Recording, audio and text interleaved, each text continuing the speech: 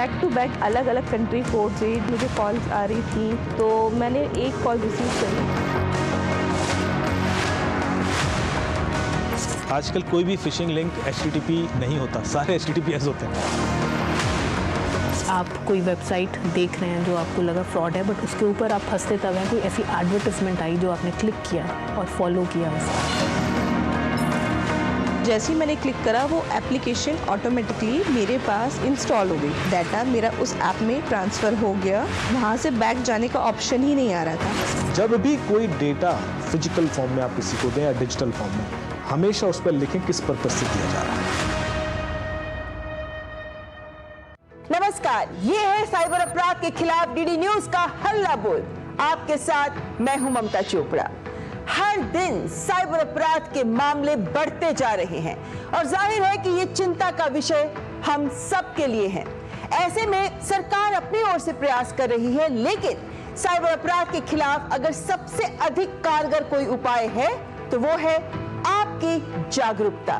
क्योंकि अगर रहना चाहते हैं सेफ तो रहना होगा साइबर अलर्ट। साइबर अपराधी हर दिन साइबर ठगी का कुछ नया तरीका इजाद कर लेते हैं और चूंकि अधिकतर फ्रॉड्स फोन कॉल्स के अलावा आपके SMS, ईमेल्स या एप्स के माध्यम से होते हैं, इसीलिए आज के कार्यक्रम में हम उठाएंगे वो सवाल जो अमूमन हर सजग साइबर यूजर के मन में होता है, जैसे फेक ईमेल्स को कैसे पहचानें, फेक SMS या फिर फेक एप्स को भी कैसे पहचानें, और एक सवाल कि क्या हमारा मोबाइल फोन हमारी बातें सुनता है। इन सभी सवालों के जवाब मिलेंगे इसी कार्यक्रम में।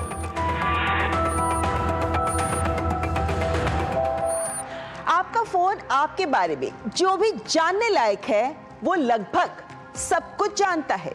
आप कहाँ काम करते हैं, कहाँ रहते हैं, आप कहाँ ट्रैवल करते हैं, किससे ट्रैवल करते हैं, आपके फ्रेंड्स कौन हैं, आप अपने ईमेल्स और SMS में क्या क्या लिखते हैं, एटसेट्रा एटसेट्रा।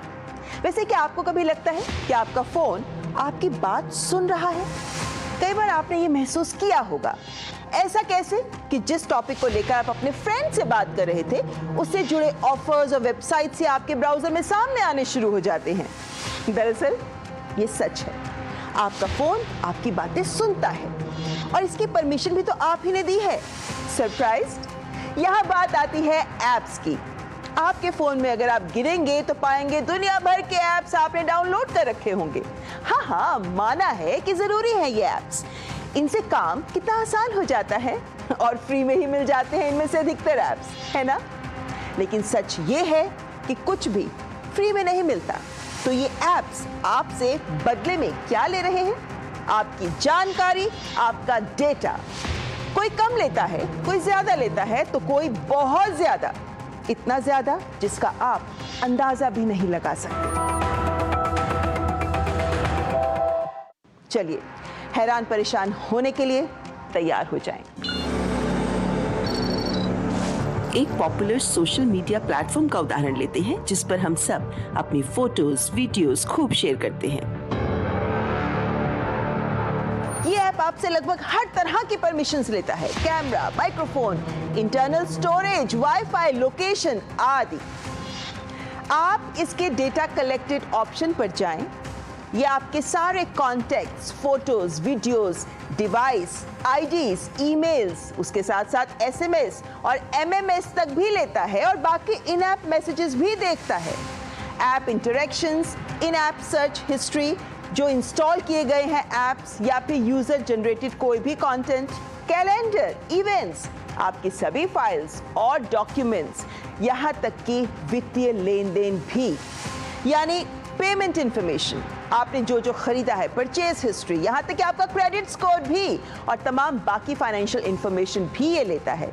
यही नहीं, आपकी हेल्थ संबंधी जानकारी, फिटनेस इंफॉर्मेशन, तमाम वॉइस या साउंड रिकॉर्डिंग्स या म्यूजिक फाइल्स और तमाम अन्य ऑडियो फाइल्स, आपकी सारी web browsing history, app information, यहाँ तक कि ऐप परफॉर्मेंस डेटा भी। और फिर आती है व्यक्तिगत जानकारी, जिनमें सिर्फ नाम, email, phone number, user ID, address ही शामिल नहीं है। इसके अलावा भी लेता है बहुत कुछ। आपके राजनीतिक और धार्मिक विचार, आपके सेक्सुअल ओरिएंटेशन यानी यौन संबंधी रुझान तक की जानकारी लेता है और भी हर तरह की जानकारी ये प्राप्त करता है। हालांकि इनका कहना है कि आपकी कुछ जानकारी यदि आप कहेंगे तो ऐप हटा सकता है, परंतु हम में से कितने लोग हैं जो इस पर ध्यान भी देते हैं? डेटा तो अपने आप में एक बिजनेस है और इससे बड़ा बिजनेस है ही नहीं। यदि आप गौर से देखें तो दुनिया की जो टॉप 10 रिचेस्ट कंपनीज हैं, जिनके पास सबसे ज़्यादा पैसा है, वो हैं जो आपको फ्री प्रोडक्ट देते हैं, जो आपसे पैसा नहीं लेते। तो हर एक ऐप की सेटिंग्स है। आप फ़ोन के अंदर जाइए, किसको आपने कैमरा का एक्सेस दे रखा है। अभी आप देखना, आपने 5 एप्लीकेशन को कैमरा का एक्सेस होगा। OTP सारी ऐप पढ़ रही होंगी आपका। अब आपको एक बार OTP देना था उस ऐप को, पर आपके बाकी सारे OTP वो पढ़ रही है। मतलब आपके फाइनेंशियल ट्रांजेक्शन, कैश विड्रॉल, आपने कब क्या किया, किस होटल में रुके, कहाँ क्या पेमेंट किया, आप ग्रॉसरी से क्या मंगा, everything is shared with every application. See, this is the data. तो जब आपका पैटर्न ही पता पड़ गया, आपकी लोकेशन सारी ऐप ले रहे होंगे, आप जाके सेटिंग्स में जाइए, लोकेशन को एक्सेस देखिए किस किस को दे रखा है। कम से कम 15 ऐप के पास आपका लोकेशन होगा जो हर सेकंड की लोकेशन ले। तो आप खुद ही डेटा दिए जा रहे हैं। तो एक तो ये ऐप के थ्रू जाता है, दूसरा आपके लिंक क्लिक करने से जाता है, जो मैंने आपको बताया। कई बार हम खुद डेटा जगह जगह बांटते रहते हैं। किसी ने कहा ये सारे डॉक्यूमेंट दे दीजिए, आपने भेज दिए, तो वो डेटा भी मिसयूज होता है। चाहे वो आपका आधार कार्ड हो, पैन कार्ड हो, सेंसिटिव आइडेंटिटीज हो। जब भी कोई डेटा फिजिकल फॉर्म में आप किसी को दें या डिजिटल फॉर्म में, हमेशा उस पर लिखें किस पर्पस से दिया जा रहा है। चलिए एक और एग्जाम्पल वेदर ऐप का आपके सामने रखते हैं। आप भी यूज करते होंगे ना मौसम की जानकारी के लिए तमाम वेदर ऐप। ये सभी आपकी लोकेशन एक्सेस करते हैं, जो जरूरी भी है ये जानना कि आप कहाँ हैं, ताकि तभी तो वो बता सके आपको मौसम का हाल। लेकिन ये ऐप्स एडवर्टाइजर्स को आपका लोकेशन डेटा बेचते हैं, जिसमें शेयर हो जाती है सारी जानकारी कि आप कहाँ जा रहे हैं काम करने के लिए, कहाँ ट्रैवल कर रहे हैं, आपका डॉक्टर कौन है, आप किस जिम में जाते हैं आदि। और ये आपके फोन की सुरक्षा और आपकी गोपनीयता को खतरे में डाल सकता है। बहुत सारे ऐसे प्लेटफॉर्म्स हैं आजकल, आपका मोबाइल नंबर और आपका पर्सनल इन्फॉर्मेशन दूसरों को भेजते हैं और अलग अलग तरीके से आजकल साइबर फ्रॉड हो रहे हैं। सो ज़्यादातर हमारा पर्सनल डिटेल्स शेयर मत कीजिए। वैसे सोचने वाली बात है कि ये जो अलार्म का ऐप आपने अपने मोबाइल में इंस्टॉल किया है, इस ऐप को आपके कॉन्टैक्ट्स या माइक्रोफोन या फिर कैमरा के परमिशंस भला क्यों चाहिए? ये सारी जानकारी आपको जानने के बाद अब पता है ना करना क्या है। अब आपको आप अपनी ऐप परमिशंस को चेक करें, जहां जरूरी नहीं है ये तमाम परमिशंस को हटा लें। अपनी लोकेशन, माइक्रोफोन, कैमरा इन्हें ऑफ रखें। जब जहां जरूरत हो तभी वही परमिशन दें। ऐप्स को जांचने के लिए उनके रिव्यू जरूर चेक कर लें, क्योंकि ऐप डाउनलोड करने से पहले आपको पता होना चाहिए ना कि आप क्या डाउनलोड कर रहे हैं। So check the reviews. और हाँ, जो आप परमिशंस दे रहे हैं उन पर जरा गौर करें। आप किसी भी टॉर्च के ऐप को भला आपकी लोकेशन की परमिशन क्यों दी जाए। और अपने ऐप्स को अपडेटेड रखें। और अगर आप ये सब करते हैं तो आपको उन्हें सुरक्षित रखने में मदद मिलेगी। वैसे बहुत से फेक ऐप्स हैं जो आपको लूटने के लिए ही बनाए जाते हैं। ये लोन ऐप्स भी हो सकते हैं और निवेश संबंधी ऐप भी। और ऐसे कितने ही ऐप सरकार ने बैन भी कर दिए हैं, पर आम जन इन साइबर घोटालेबाजों के जाल में फंस ही जाते हैं। जैसे ये केस। मुझे एक लोन अमाउंट की रिक्वायरमेंट थी, तो सोशल मीडिया साइट्स पर अपना स्क्रॉल करने लगी, तो वहाँ पर मुझे कुछ लोन ऐप्स के ऐड पॉपअप बार बार हो रहे थे। मैंने सोचा जस्ट मैं एक बार ऐसे इसको चेक करती हूँ कि ये क्या है। तो जैसे ही मैंने क्लिक करा, वो एप्लीकेशन ऑटोमेटिकली मेरे पास इंस्टॉल हो गई। मेरा जो सोशल मीडिया अकाउंट पर ईमेल एड्रेस था, उसने वहाँ से मेरा डिटेल सारी के सारी डाटा मेरा उस ऐप में ऑटोमेटिकली ट्रांसफ़र हो गया। फिर वो ऐप ओपन हुआ, मुझे कुछ वहाँ पे गड़बड़ लगी। मैंने उसको जब चेक करने लगा तो वहाँ से बैक जाने का ऑप्शन ही नहीं आ रहा था। और इतनी देर में ही, क्योंकि मेरा मोबाइल नंबर उससे कनेक्टेड है ईमेल एड्रेस से, तो मेरे मोबाइल नंबर पर मेरे पास एक अमाउंट ऑटोमेटिकली ट्रांसफ़र हो गया, जो कि मैंने कोई उस टाइम रिक्वायरमेंट नहीं देखी थी, ना मैंने उसमें कुछ सर्च करा। तो मुझे हैरानी हुई कि ये कैसे हुआ और अचानक से, मतलब कैसे ऐसे हो सकता है। 3-4 दिन के बाद जब वो अमाउंट मेरे पास आ गया, उसके बाद मेरे पास बैक टू बैक अलग अलग कंट्री कोड से कभी व्हाट्सएप पे मुझे कॉल्स आ रही थी, कभी मुझे नॉर्मल नंबर पे कॉल्स आ रही थी। तो मैंने एक कॉल रिसीव करी, एक लड़का बात कर रहा था और वो बोलता है कि अगर मैंने वो अमाउंट रिपे नहीं करा तो वो मेरे फ़ोन के अंदर जितने भी कॉन्टैक्ट लिस्ट है उस सब से एक व्हाट्सएप ग्रुप क्रिएट करेंगे। वो कह रहे थे कि मेरे फ़ोटोज़ एडिट करके उसके ऊपर अपलोड कर देंगे। और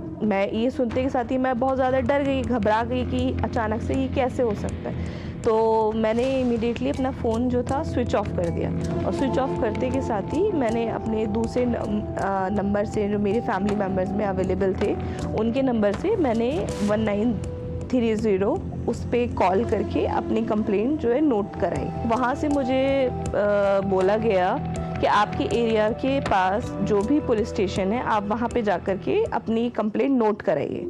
तो मैं इमीडिएटली वहाँ पर गई। वहाँ पर जाने के बाद मुझे पता चला कि मेरे जैसे ही वहाँ पर और भी केसेस ऑलरेडी बैठे हुए थे।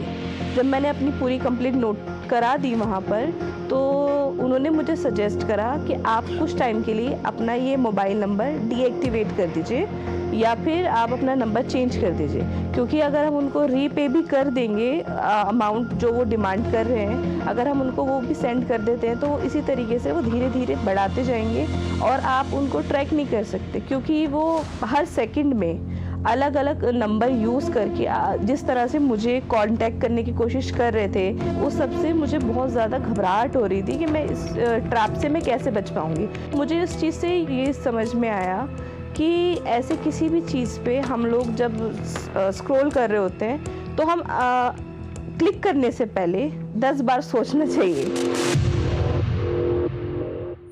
कार्यक्रम में आगे आपको बताऊंगी फेक ईमेल्स के बारे में और ये भी कि आप कैसे पहचान सकते हैं इन फेक ईमेल्स को। लेकिन यहाँ वक्त एक ब्रेक का, आप देखते रहें साइबर अलर्ट।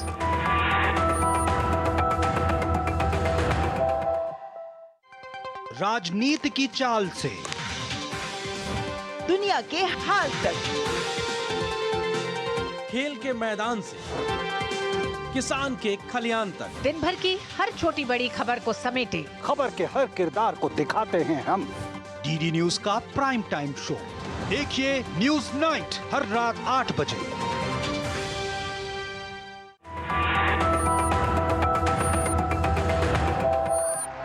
ब्रेक के बाद आपका स्वागत। आप देख रहे हैं साइबर अलर्ट और अब कार्यक्रम में हम बात करने वाले हैं फेक वेबसाइट्स की। हम अमूमन अपना अधिकतर काम ऑनलाइन ही करते हैं और इसके लिए हम अलग अलग तरह की वेबसाइट्स का भी प्रयोग करते हैं। लेकिन यदि वेबसाइट ही झूठी निकले तो फेक वेबसाइट्स बनाकर साइबर अपराधी आपसे धोखाधड़ी करने का प्रयास करते हैं। घोटालेबाज जो पॉपुलर वेबसाइट्स होती हैं बिल्कुल हूबहू वैसी ही वेबसाइट बना लेते हैं ताकि आपकी संवेदनशील जानकारी या फिर फाइनेंशियल ट्रांजैक्शंस की जानकारी वो हासिल कर सके या फिर कोई लिंक भेजकर मैलवेयर डाउनलोड करवा दें। और आप जब इन्हीं नकली वेबसाइट्स को असली मानकर लॉग इन करते हैं तो ये आपकी लॉग इन डिटेल्स चुरा लेते हैं और आप इन फेक वेबसाइट्स पर दिए गए फोन नंबर्स या हेल्पलाइन नंबर्स पर जब फोन करते हैं तो सीधे इन्हीं के चंगुल में फंस जाते हैं। पहले बोलते थे एक लॉक का की आ गया तो वो सिक्योर्ड है, मगर वो लॉक किए तो आप सिक्योर्ड नहीं है आजकल, क्योंकि गूगल वगैरह ऐसे प्लेटफॉर्म से कोई भी आप सर्च कर लिया तो गूगल को ज़्यादा पैसा दे दिया, उनका ऐड पहले आ जाता है। सो इसीलिए आप कोई भी वेबसाइट करने से पहले उसका डोमाइन नेम अच्छे से चेक कर लीजिए, भले ही वो सिक्योर्ड हो। अब किस किस तरह से ये वेबसाइट्स काम करती हैं? फिशिंग वेबसाइट्स हो सकती हैं ये, जहां ईमेल के जरिए नकली साइट के लिंक भेजे जाते हैं। आप लिंक पर क्लिक करते हैं तो सीधे फिशिंग वेबसाइट पर पहुंच जाते हैं जो फॉर एग्जांपल पेपाल की हो सकती है। बिल्कुल इस वेबसाइट के समान दिखती है। जैसे ही आप यहां अपना पासवर्ड, क्रेडिट कार्ड नंबर डालते हैं, स्कैम का शिकार हो जाते हैं। इसी तरह से फेक वेबसाइट्स डाउनलोड या सॉफ्टवेयर अपडेट के जरिए मैलवेयर यानी कि हानिकारक सॉफ्टवेयर भी आपके डिवाइस में इंस्टॉल करवा देते हैं। और क्लोन वेबसाइट बैंक या बीमा कंपनियां या सरकारी वेबसाइट के रूप में ये प्रस्तुत होती हैं। कोई भी कहानी गढ़कर आपसे पासवर्ड्स या अन्य जानकारी ले लेते हैं और ये नकली ई-कॉमर्स साइट्स भी हो सकती हैं जहां आकर्षक ऑफर और छूट से आपको लुभाया जाता है। आप ऑनलाइन शॉपिंग करते हैं लेकिन मिलता है क्या? फ्रॉड। कई बार तो टेक्निकल मदद के नाम पर भी आपकी स्क्रीन पर मैसेज आता है आपका कंप्यूटर मैलवेयर से करप्ट हो गया है, मदद लेने के लिए लिंक डाउनलोड करें वरना सारा डेटा इन्फेक्ट हो जाएगा और आप फंस जाते हैं। और हाँ, पॉपअप्स पर बिल्कुल क्लिक ना करें, जैसे ये पॉपअप। बधाई हो, आप हमारे आज के लकी विजिटर हैं। पुरस्कार पाने के लिए शुल्क का भुगतान करें या फिर कोई व्यक्तिगत जानकारी लें। लेकिन सच ये है कि कोई पुरस्कार होता ही नहीं। वैसे इन घोटालबाजों ने तो सुप्रीम कोर्ट की भी फेक वेबसाइट बना डाली। कितने ही लोगों को फेक समन, गिरफ्तारी वारंट तक भेजे गए, लेकिन इसे जल्द ही हटा लिया गया। तो बड़ा सवाल ये है कि कैसे पहचाने कि वेबसाइट फेक नहीं है। एक्सपर्ट्स का कहना है कि डोमेन का नाम और यूआरएल जरूर देखें, जैसे facebook.com में ओ की जगह 0 लगाकर आपको फंसा लिया जाता है। वेब एड्रेस बार में http के स्थान पर https हो तो बेहतर है, मतलब साइट के पास सिक्योरिटी सर्टिफिकेट है। लेकिन इसका भी तो साइबर अपराधियों के पास है। कैसे? जानते हैं एक्सपर्ट से। आजकल क्रिमिनल्स बहुत स्मार्ट हो गए। आजकल कोई भी फिशिंग लिंक HTTP नहीं होता, सारे HTTPS होते हैं। तो मेरे पास जितने केसेस आ रहे हैं सारे HTTPS हैं। वो सिक्योर शेल सर्टिफिकेशन ले लेते हैं और किसी भी कंट्री से लिया जा सकता है। देखिए, ये जो प्रॉब्लम है इंटरनेट वर्ल्ड की ये है कि जो वेबसाइट है वो रोमानिया में होस्टेड है और वहाँ से उसका HTTPS सर्टिफिकेशन लिया गया, तो वो इंडिया में भी ओपन होगी वेबसाइट। अब आपको ये नहीं पता होता कि बिकॉज ऑफ HTTPS हमें उस पर ब्लाइंडली ट्रस्ट नहीं करना है, हमें और भी पैरामीटर्स चेक करने हैं, तभी हम उस पर कोई एक्शन लें। और अगर आप सोच रहे हैं कि भाई कैसे पहचाने कि वेबसाइट फेक नहीं है, तो इसके लिए आपको क्या करना है? whois.domain tools पर जाएं। यहाँ URL डालने से आपको वेबसाइट के बारे में सारी जानकारी मिल जाएगी कि ये वेबसाइट किसके नाम पर है, कब बनी थी आदि। इससे आप समझ जाएंगे कि यदि कोई वेबसाइट कुछ हफ्ते या महीने पहले ही बनी है तो जाहिर है फेक ही है। और इसी तरह बहुत सी सरकारी वेबसाइट्स भी हैं जिन्हें नकली बनाकर लोगों को लूटा जा रहा है। जो पॉपुलर योजनाएं हैं जैसे आयुष्मान योजना, PM किसान योजना आदि, इन योजनाओं को लेकर सब्सिडी देना या फिर फ्री में सामान देना आदि तमाम लालच इन पोर्टल्स पर दिए जाते हैं, लेकिन फिर रजिस्ट्रेशन या कागजों के सत्यापन आदि तमाम सेवाओं के नाम पर आपसे पैसा ऐंठा जाता है। इसीलिए आपको ध्यान देना है क्या कि जितनी वेबसाइट्स जो असली होती हैं सरकारी, वो .in या .org वाली नहीं होती। इन साइट्स को चेक करना है। और हाँ, .gov वाली जो वेबसाइट्स हैं वही सरकारी वेबसाइट्स होती हैं। आप @PIB फैक्ट चेक पर पोस्ट करके भी वेबसाइट को वेरीफाई कर सकते हैं। और हाँ, अशोक चक्र या स्वच्छ भारत का लोगो, इसका मतलब ये नहीं कि वेबसाइट असली है, ये फेक भी हो सकती है। जितने भी फेक ऐप्स हैं या फेक URLs हैं या फेक वेबसाइट्स हैं, ज़्यादातर जो क्राइम्स आ रहे हैं, फाइनेंशियल फ्रॉड्स, बहुत ज़्यादा क्राइम इनके कारण जो इनका आउटकम है वो है, जैसे कोई डमी वेबसाइट हो गई या आप कोई वेबसाइट देख रहे हैं जो आपको लगा फ्रॉड है, बट उसके ऊपर आप फंसते तब हैं, कोई ऐसी एडवर्टाइजमेंट आई जो आपने क्लिक किया और फॉलो किया उसको। फेक वेबसाइट हैं या फेक URL हैं या फेक ऐप्स हैं, तो इन 3 चीज़ों पे हमारी मॉनिटरिंग रेगुलर रहती है। अलग अलग हमारी टीम्स हैं जो इसको मॉनिटर करती हैं, एनालाइज करती हैं कि ये फेक है तो कहाँ से ओरिजिनेट हो रहा है, और इसकी कांस्टेंट रिपोर्टिंग रहती है, क्योंकि हर रोज़ कम से कम 200 से 500 नए लिंक जनरेट हो जाते हैं जो फेक हैं। कोई भी सिटीज़न किसी तरह का URL देखता है या कोई ऐप देखता है या कोई फ़ोन नंबर देखता है, वो एक सस्पेक्ट उसे लगता है कि ये सस्पिशियस इसकी है, संदिग्ध इसकी एक्टिविटी है, तो वो पोर्टल पे रिपोर्ट कर सकता है। और उसको हमारी टीम बैठकर उसको एनालाइज करती है और हम इंश्योर करते हैं कि अगर ये सच में ये चीज़ें निकल रही हैं हमारे एनालिसिस उसके बाद, तो वी इंश्योर कि उसका टिक डाउन हो जाए। तो ये सारी एक्टिविटी एक पूरा प्रॉपर सिस्टम बना हुआ है। कार्यक्रम में आइए अब बात कर लेते हैं SMS की, क्योंकि आजकल धोखाधड़ी का आम जरिया बन गए हैं स्पैम मैसेजेस। हजारों की तादाद में भेजे जाते हैं, क्योंकि स्कैम करने वालों को पता होता है कि अधिकांश लोग SMS रिसीव कर सकते हैं, लेकिन वो ये नहीं जानते कि फेक SMS की पहचान कैसे करें। एक सफल स्कैम के लिए उन्हें हजारों SMS भेजने से भी कोई गुरेज नहीं होता। आपको फंसाने के लिए कई तरह के मैसेज भेजे जाते हैं और ये सब अनजान लोगों से आते हैं, लेकिन हम इन पर विश्वास कर लेते हैं। जैसे बीमा पॉलिसी रिफंड का मैसेज। आपकी लैप्स बीमा पॉलिसी का रिफंड 1 लाख रुपए आया है, इसे प्राप्त करने के लिए कृपया नीचे गए लिंक पर क्लिक करें। इसी तरह किसी इनाम का लालच। बधाई हो, आप विजेता हैं, आपने हमारे कॉन्टेस्ट में इनाम जीता है, पुरस्कार प्राप्त करने के लिए हाँ में उत्तर दें। फेक रिफंड का मैसेज भी आ सकता है। फ्लिपकार्ट पर आपने जो सामान खरीदा था उसमें गलती से अधिक शुल्क ले लिया गया, पैसे वापस भेजने हैं, कृपया कोड शेयर करें। पर कुछ आएगा नहीं, सब चला जाएगा।